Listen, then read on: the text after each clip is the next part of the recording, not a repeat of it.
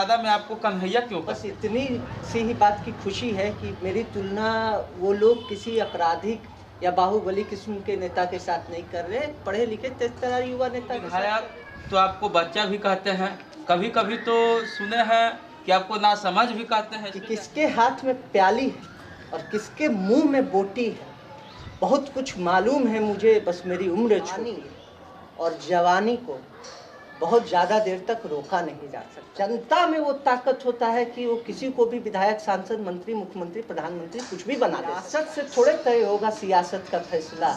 अरे ये तो उड़ान तय करेगा ना कि आसमान किसका हो। इसमें हिसुआ के पूर्व विधायक माननीय अनिल सिंह जी से आपको कुछ हॉट टॉक हो गया था, कुछ बाताबाती हो गया पता था? नहीं उनको क्यों चुभ गई, अब नहीं पता, शायद चोर की दाढ़ी में तिनका।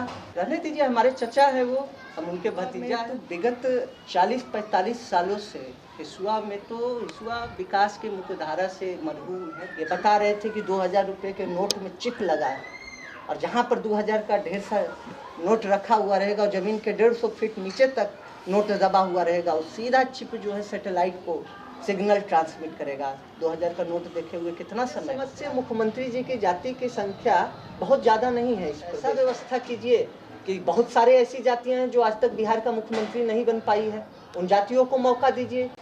नमस्कार, मैं राम प्रदेश, आप देख रहे हैं पब्लिक टॉक। अभी हम लोग एक श्रृंखला पर स्टार्ट करने जा रहे हैं जिस श्रृंखला का नाम है आमने सामने, और इस श्रृंखला में हमारे साथ बात करने के लिए नवादा का उभरता हुआ चेहरा, तेज तर्रार नेता, फर्राटेदार भाषण करने वाले अभिषेक सिंह जी हैं। मैं उनसे जानना चाहूँगा हिसुआ के राजनीति पर। धीरे बोले। मैं आज हिसुआ के बीते हुए कल जो नेतागण आए, जिनका कार्यकाल समाप्त हो चुका है और जो अभी वर्तमान कार्यकाल में है, मैं उन सभी विभिन्न मुद्दों पर बात करूंगा। इस श्रृंखला में स्वागत है सभी दर्शक को, बने रहें, देखें हिसुआ में किस तरह की राजनीति हुई है, कितना विकास हुआ है और किस तरह का विकास चल रहा है। नमस्कार, मैं राम प्रदेश, आप देख रहे हैं पब्लिक टॉक। आज हम एक श्रृंखला को शुरुआत करने जा रहे हैं। इस श्रृंखला का नाम है आमने सामने। जिस श्रृंखला में आज हमारे साथ हैं नवादा के एक ऐसे व्यक्ति जो नवादा के युवा नेता हैं, तेज तर्रार उभरते हुए नेता, जिन्हें लोग नवादा में कन्हैया भी कहते हैं। तो आइए, हमारे साथ आज अभिषेक सिंह जी हैं। मेरे चैनल में आपको स्वागत है। बहुत बहुत धन्यवाद, और मैं आपको और आपके तमाम दर्शकों को नए साल की ढेर सारी बधाई और शुभकामनाएं देता हूँ। तो आज आपसे मेरा पहला सवाल है, लोग नवादा में आपको कन्हैया क्यों कहते हैं? चलिए, वो क्यों कहते हैं ये मुझे पता नहीं, पर मुझे बस इतनी सी ही बात की खुशी है कि मेरी तुलना वो लोग किसी आपराधिक या बाहुबली किस्म के नेता के साथ नहीं कर रहे, पढ़े लिखे तेजतर्रा युवा नेता के साथ कर रहे। कुछ समानताएं देखते होंगे, कहते हैं। मैं इसे एज अप्रिसिएशन ही लेता हूँ, मैं इसे कॉम्प्लीमेंट के तौर पर ही लेता हूँ, इसमें कोई बुरी बात तो है नहीं। राजनीति में हर व्यक्ति का कोई ना कोई आदर्श रहा है, तो राजनीति में आपका आदर्श कौन है? देखिए, ऐसे तो मैं हर व्यक्ति से कुछ ना कुछ सीखने का काम करता हूँ, और नवादा में भी बहुत सारे ऐसे लोग हैं, प्रदेश में बहुत सारे ऐसे नेता हैं जिनसे मैं बहुत कुछ सीखा हूँ। लेकिन अगर आदर्श की बात की जाए तो मेरे आदर्श बिहार के पहले मुख्यमंत्री डॉक्टर श्री कृष्ण सिंह जी ही हैं। मैं उनके ही जीवन शैली को, जिस तरह से उन्होंने दलितों, शोषितों, वंचितों की लड़ाई लड़ी, उनके लिए काम किया, मैं उनके चरित्र को अपने जीवन में आत्मसात करना चाहता हूँ। जैसा कि आपने बताया कि हमारे आदर्श प्रथम मुख्यमंत्री श्री कृष्णा सिंह जी हैं, तो 2 महीना पहले आपने गांधी इंटर स्कूल में एक प्रोग्राम भी किया था और भव्य प्रोग्राम रहा। मैंने सुना है उसमें हिसुआ के पूर्व विधायक माननीय अनिल सिंह जी से आपको कुछ हॉट टॉक हो गया था, कुछ बाताबाती हो गया था। इस पर आप क्या कहना चाहेंगे? जैसे ही आपने उस कार्यक्रम का नाम लिया, मुझे पता उसी समय समझ में आ गया था कि आप उसी इंसिडेंट का बात करेंगे। देखिए, हॉट टॉक होने का कोई गुंजाइश नहीं थी, कोई बात नहीं थी।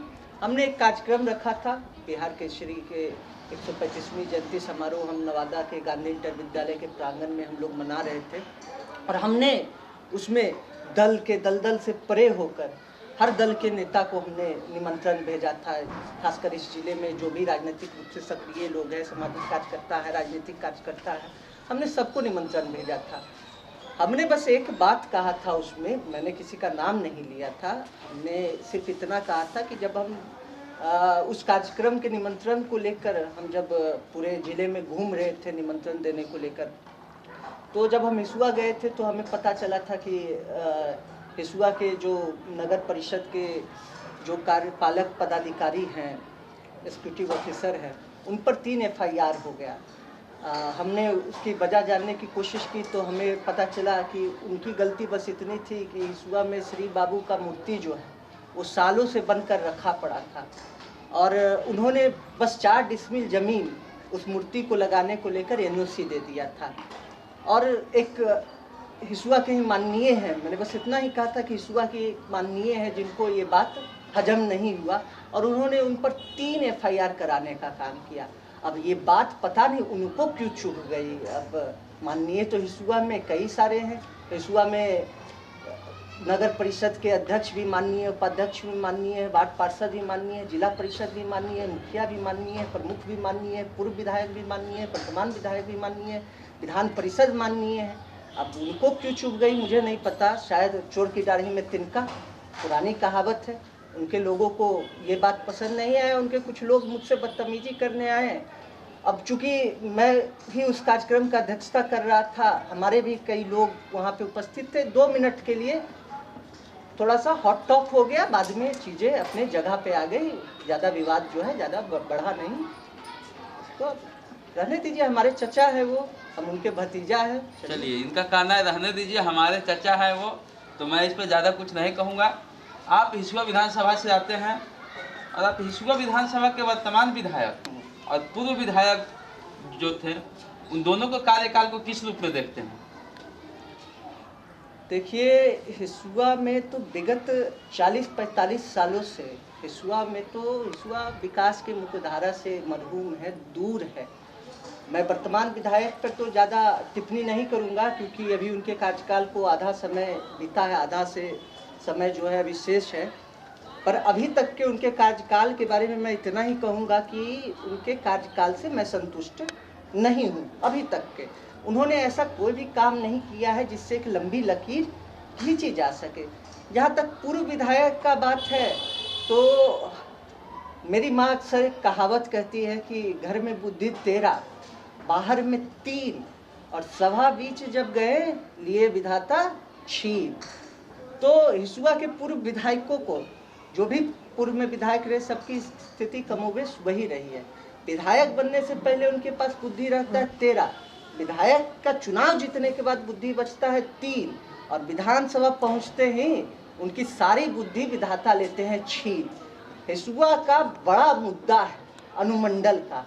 चुनाव से पहले सारे लोग जो है ये वादा करते हैं, दावा करते हैं कि चुनाव जीतने के बाद हम हिसुआ को अनुमंडल बना देंगे, लेकिन हिसुआ की ये विडंबना है कि चुनाव जीतने के बाद आज तक हिसुआ जो है अनुमंडल नहीं बन पाया। कितने विधायक आए गए, हिसुआ अनुमंडल नहीं हो पाया। हिसुआ में रूटीन काम हुआ है। हिसुआ में अकबरपुर प्रखंड है, पूरे जिले का सबसे बड़ा प्रखंड है, 20 पंचायतों का प्रखंड है, जिसमें एक पंचायत इस बार नया परिसीमन में नगर परिषद नवादा में आ गया। 19 पंचायत आज भी है, एक डिग्री कॉलेज तक नहीं है। हिसुआ में एक TS कॉलेज है, पूर्व विधायक शत्रुघ्न बाबू की कृपा है, हिसुआ में वो कॉलेज है। उसके बाद ये लोग एक कॉलेज तक नहीं बन पाए। ये लोग क्या बात करेंगे? इन्होंने ना कोई उद्योग लगाया, ना कोई कॉलेज बनाया, ना कोई ऐसा अस्पताल नया बनाया जहां दूसरे विधानसभा, दूसरे जिले से लोग आकर वहां इलाज करा सके। ये लोग बस विधायक होने का मजा ले रहे हैं, मजा लेने दीजिए। पेंशन ले रहे हैं, वेतन ले रहे हैं, तमाम तरह की सुविधा ले रहे हैं, जनता के पैसों पर ऐश कर रहे हैं। क्या इनकी क्या बात की जाए? इनका कहना है वहाँ के विधायक हैं, विधायक मत से मजा ले रहे हैं। मेरा अगला सवाल आपसे है, हिसुआ के पूर्व विधायक अनिल सिंह जी कहते हैं कि मैंने हिसुआ में चहुमुखी विकास किया है, 12 मासी रोड बनवाए हैं, इस पे क्या कहेंगे?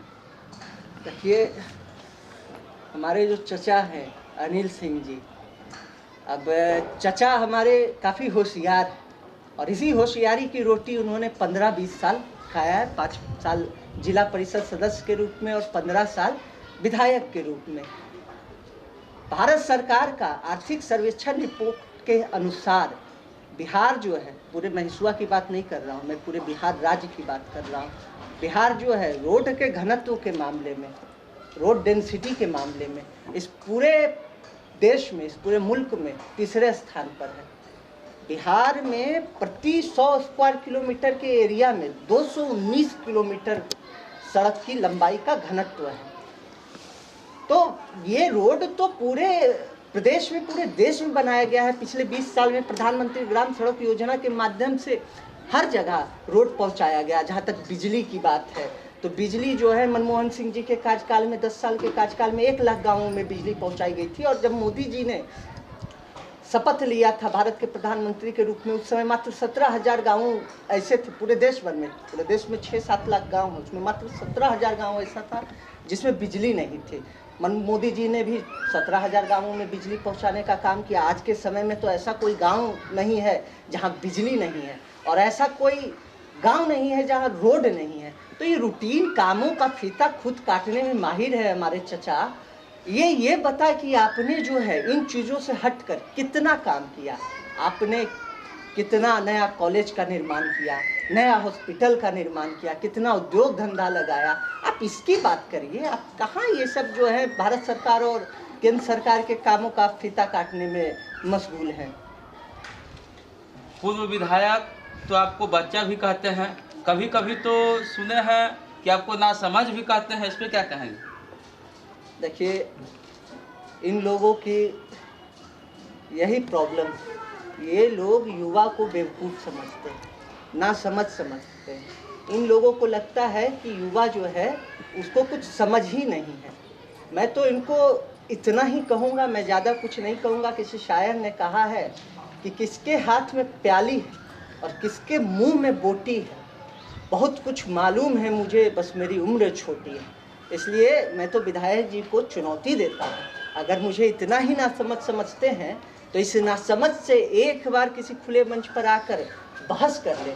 उन्होंने कितना काम किया है, उसका सारा काल कच्चा चिट्ठा जो है उसको जो कहते हैं वो सब मेरे पास है, मैं बहस को तैयार हूँ। ये रूटीन वर्क को गिनाते हैं। अरे भैया, आप बताइए, उद्योग के बारे में आप बात करिए, अस्पताल के बारे में आप बात करिए, शिक्षा के बारे में क्या किया आपने? ऐसा कौन सा काम कर दिया है जो नवादा विधानसभा में नहीं है, गोविंदपुर विधानसभा में नहीं है, बारसलीगंज में नहीं है, बरबीघा में नहीं है, हिलसा में नहीं है, हरनौत में नहीं है? ऐसा कोई एक काम बताइए जो वो हिसुआ में है, आपने हिसुआ में कर दिया हो। एक काम, ज़्यादा नहीं, मेरी चुनौती है, एक काम जो दूसरे विधानसभा में नहीं है और आपने इससे इतना कुछ अपने विधानसभा में कर दिया।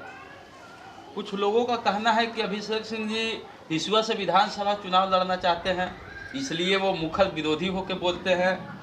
और मेरा एक सवाल और है कि अगर आप चुनाव लड़ना चाहते हैं तो क्या पूर्व और वर्तमान विधायक को आप चुनौती दे पाएंगे? देखिए, ये बातें कहाँ से आती है मुझे नहीं पता, इन बातों का कोई सिर पैर नहीं है। मैं ये नहीं कहूँगा कि मैं चुनाव लड़ूंगा नहीं लड़ूंगा, ये अभी दूर दूर तक मेरे प्लेट में नहीं है। मैं बस इतना ही कहूँगा कि चुनाव कोई भी लड़ता है जनता की मर्जी से लड़ता है, जनता के आशीर्वाद से लड़ता है। अगर हिसुआ की महान जनता कहेगी कि नहीं अभिषेक तुम्हें चुनाव लड़ना चाहिए, अभिषेक लड़ेगा। अगर हिसुआ की महान जनता कहेगी कि नहीं अभी तुम जिस रूप में हो, एक सामाजिक राजनीतिक कार्यकर्ता के रूप में हो, तो मैं इसी रूप में आगे भी रहने को तैयार हूँ। मुझे पद का, सांसद विधायक बनने का कोई जल्दबाजी नहीं है। और जहाँ तक आपका इसमें जो दूसरा सवाल है चुनौती देने का, क्यों भैया, क्यों चुनौती नहीं दे सकता है? अब विरासत से थोड़े तय होगा सियासत का फैसला। अरे ये तो उड़ान तय करेगा ना कि आसमान किसका होगा।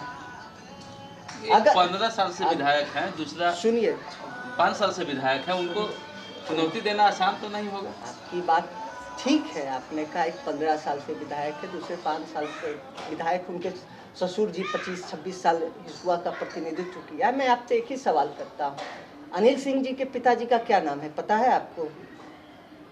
नहीं पता होगा। नहीं पता। आदित्य बाबू का श्रद्धेय दिवंगत है, मैं उनका बड़ा सम्मान करता हूँ। आदित्य बाबू के पिताजी का क्या नाम है, पता है? नहीं। जब ये लोग बन जा सकते हैं, आप भी बन सकते हैं। जनता में वो ताकत होता है कि वो किसी को भी विधायक, सांसद, मंत्री, मुख्यमंत्री, प्रधानमंत्री कुछ भी बना दे सकता है। तो यहाँ विरासत से कुछ तय नहीं होता है, सियासत में जनता के आशीर्वाद से तय होता है। तो आप जनता को कहना चाह रहे हैं कि आप हिसुआ विधानसभा से चुनाव लड़ेंगे? मैंने क्या कहा कि अभी ऐसा कुछ प्लेट में नहीं है। अभी 25 वर्ष उम्र चाहिए विधानसभा लड़ने की। मैं इस समय 23-24 साल का हूँ, मैं 24 साल का होने वाला हूँ, तो अभी तो 25 साल होने में ही समय है। जनता अगर भविष्य में ये आदेश देगी कि नहीं तुम्हें चुनाव लड़ना है, तो अभिषेक सिंह चुनाव लड़ेगा। जनता कहेगी नहीं तुम घर बैठो या समाज सेवा करो, तो अभिषेक सिंह उस भूमिका का निर्वहन भी करने को तैयार है। आप श्री बाबू को आदर्श मानते हैं, वे कांग्रेस से थे, और कांग्रेस के आपके नेता जो राहुल गांधी जी हैं वो भारत जोड़ो यात्रा पर हैं। क्या ये भारत जोड़ो यात्रा से 2024 में लोकसभा चुनाव में चुनौती दे पाएंगे? देखिए, इस यात्रा को तो चुनावी नजरिए से देखना ही नहीं चाहिए। जैसे हार और जीत तो चुनावी सिक्के के दो पहलू हैं, दोनों में से इंसान को कोई एक चीज हाथ लगता है। इस यात्रा को हमारे नेता का संदेश स्पष्ट है। यात्रा जो है ये भारत को जोड़ने का है। आज जिस तरह से भारत में वैमनस्य का भाव आ गया है, नफरत फैल गया है, और मैं तो कहूँगा कि इस नफरत के बारूद में माचिस लगाने का काम मीडिया ने ही किया है। मेरी शिकायत है मीडिया से कि मीडिया जिस तरह से प्राइम टाइम के स्लॉट में हर शाम में 4 नफरती चिंटुओं को बैठाकर हिंदू, मुसलमान, गाय, पाकिस्तान, इन मुद्दों पर जो डिबेट कराती है, मीडिया का काम था कि मीडिया डिबेट कराती और मौजूदा सरकार से पूछती कि आपने 2 करोड़ नौकरियां हर साल देने का वादा किया था, उसका क्या हुआ? आपके राज्य में 45 सालों में, पिछले 45 सालों में सबसे ज़्यादा बेरोजगारी दर क्यों है? आपने हर गरीब के खाते में 15 लाख भेजने का बात किया था, उसका क्या हुआ? आपने बुलेट ट्रेन चलाने की बात कही थी, उसका क्या हुआ? आपने 100 स्मार्ट सिटी बनाने की बात कही थी, उसका क्या हुआ? तो इन मुद्दों पर तो मीडिया को बहस कराना है नहीं। जैसे हिंदू मुसलमान का बात करना, आपको याद होगा जब कोरोना की पहली लहर आई थी तो मौलाना साद की कितनी चर्चा थी। जैसे मुसलमान ही जो है वो कोरोना फैला रहे हैं, आज वो मौलाना साद कहाँ गया? मीडिया इस पे क्यों नहीं चर्चा करती है? आपको याद होगा जब नोटबंदी हुई थी तो यही मीडिया के जो चिंटू हैं ये बता रहे थे कि 2000 रुपये के नोट में चिप लगा है, और जहाँ पर 2000 का ढेर सारा नोट रखा हुआ रहेगा और ज़मीन के 150 फीट नीचे तक नोट दबा हुआ रहेगा, और सीधा चिप जो है सैटेलाइट को सिग्नल ट्रांसमिट करेगा। 2000 का नोट देखे हुए कितना समय हो गया आपको? हम तो बहुत दिन पहले देखे हैं। बहुत दिन हो गया। दिख रहा है कहाँ गया वो सारा नोट? RBI का आंकड़ा है कि नोटबंदी के बाद 99.33% नोट बैंकिंग सिस्टम में वापस आ गया। तो मैं पूछता हूँ, जब सारा नोट बैंकिंग सिस्टम में वापस आ गया तो काला धन था कहाँ? तो इन मुद्दों पर मीडिया क्यों नहीं सवाल करती है? तो हमारे नेता के पास या विपक्ष के पास उपाय क्या है? विपक्ष को तो मीडिया जो है वो बिकी हुई है, सारे जो संस्थान हैं इस देश के वो बिक रहे हैं, संसद में विपक्ष के नेता को बोलने नहीं दिया जाता है। ऐसे में बस एक ही रास्ता बचता है, जो रास्ता महात्मा गांधी ने इस देश को दिखलाया था, सीधे जनता के साथ जुड़ जाने का। हमारे नेता वही कर रहे हैं, जनता के साथ गली गली, गांव गांव जुड़ने का काम कर रहे हैं, भारत को जोड़ने का काम कर रहे हैं। और मुझे पूरा यकीन है कि इस देश में पदयात्रा का बड़ा महत्व रहा है, और बड़े से बड़े सत्ता को उखाड़ फेंकने में पदयात्रा कामयाब रही। हमारे नेता भी कामयाब होंगे। मेरा आपसे अगला सवाल है, अभी बिहार में जाति गणना चल रही है, तो आप इस पे क्या कहेंगे? इसको किस रूप से देखते हैं? देखिए, हम लोग इसके विरोधी नहीं हैं, हम इसके समर्थक हैं। हम मानते हैं कि आरक्षण एक ऐसा पद्धति है जिसके वजह से एक बड़ी आबादी वंचितों शोषितों के एक बड़ी आबादी मुख्य धारा से जुड़ पाई है। और अगर सरकार को लगता है कि इससे लाभ होगा दलितों को, पिछड़ों को, अकलियतों को, वंचितों को, शोषितों को, तो होना चाहिए। लेकिन हमारा चिंता, हमारा कंसर्न इसको लेकर है कि जो पिछड़ों में भी एक नया सामंतवाद उभर कर आया है। मेरा तात्पर्य है कि आप देखते होंगे, अब जैसे बिहार में 6 लोकसभा की सीटें जो है अनुसूचित जाति और जनजाति के लिए आरक्षित है। आप देखिए उन 6 में से 3 से 4 हर बार एक ही परिवार के लोग उससे जीत कर आते हैं। तो क्या ये एक नया सामंतवाद नहीं है? आप देखिए गांव में कि जिस आरक्षण की वजह से जिन लोगों के शुरुआती दौर में सरकारी सेवा में चले गए, पैसे आ गए, आज देखिए उनके बच्चे ही इसका लाभ ले रहे हैं। अब जो गरीब है, जो मुख्य धारा से नहीं जुड़ पाया है, आज तक वंचित है, वो बेचारा पिछड़ जा रहा है। एक वंचितों शोषितों में भी एक क्रीमी लेयर आ गया। तो हमारी चिंता इसको लेकर है, सरकार को इस तरफ ध्यान देना चाहिए। और मैं तो मुख्यमंत्री जी को कहूँगा कि जातीय जनगणना करने के बाद जो उनका नारा है, जिस सोच के साथ वो कर रहे हैं कि जिसकी जितनी संख्या भारी उसकी उतनी हिस्सेदारी, तो मेरे समझ से मुख्यमंत्री जी की जाति की संख्या बहुत ज़्यादा नहीं है इस प्रदेश में, और पिछले 17 वर्ष से वो मुख्यमंत्री की कुर्सी पर बैठे हुए हैं। मैं तो मुख्यमंत्री जी को कहूँगा कि मुख्यमंत्री जी अब माफ़ी मांगिए, कुर्सी छोड़िए, और जिसकी जितनी संख्या है उस हिसाब से मुख्यमंत्री की कुर्सी अब आपकी संख्या के हिसाब से, अगर यादव को 2 साल संख्या के हिसाब से मिलता है, किसी को साल भर मिलेगा, किसी को 6 महीने मिलेगा, किसी को 2 महीने मिलेगा मुख्यमंत्री की कुर्सी पर बैठने के लिए। तो उस हिसाब से कुछ ऐसा व्यवस्था कीजिए कि बहुत सारे ऐसी जातियां हैं जो आज तक बिहार का मुख्यमंत्री नहीं बन पाई है, उन जातियों को मौका दीजिए, उनके संख्या के हिसाब से उनकी हिस्सेदारी दीजिए। आप एक युवा नेता हैं, अब भारत युवाओं का देश कहा जाता है, तो आज के दौर में युवाओं को राजनीति में कितनी गुंजाइश है? देखिए, मेरा मानना है कि पानी और जवानी को बहुत ज़्यादा देर तक रोका नहीं जा सकता। ठीक है, राजनीति में युवाओं के लिए एक दौर ऐसा आया है कि उदासीनता है, युवाओं का प्रतिनिधित्व बहुत कम है, लेकिन युवा जिस दिन ठान लेगा, बड़ा से बड़ा सत्ता को उखाड़ फेंकता है, युवा ठान लेगा कि युवाओं का प्रतिनिधित्व राजनीति में भी होना चाहिए, तो उस दिन प्रतिनिधित्व मिल जाएगा। चलिए, बहुत बहुत धन्यवाद हमारे साथ बने रहने के लिए, और ये श्रृंखला निरंतर चलती रहेगी। आमने सामने में हमारे सभी पब्लिक को भी स्वागत है।